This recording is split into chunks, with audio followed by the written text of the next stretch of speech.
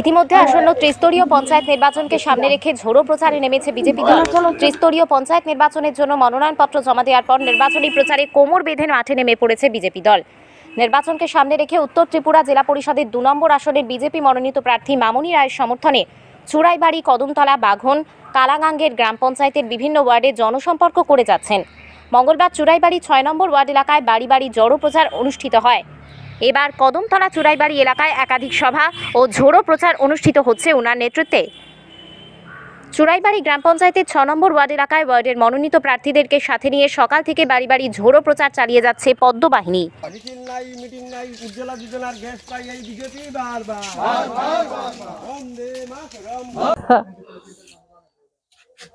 আমরা তো ফুলো করতে আমরা তো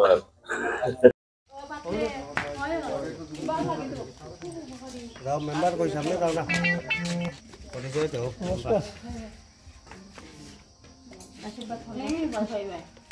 মামনি জেলা পরিষদের ওয়ার্ডের তো 2জন 3জন মতনাকালীন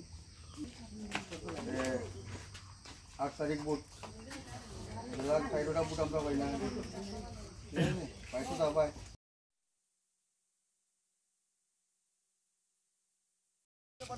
ভোট দেন, ভোট চাই, ভোট দেন। ত্রিপুরা জেলা পরিষদের বিজেপির মনোনীত প্রার্থী মামনি রায়কে পদ্মচিহ্নে ভোট দেন, ভোট চাই, ভোট দেন।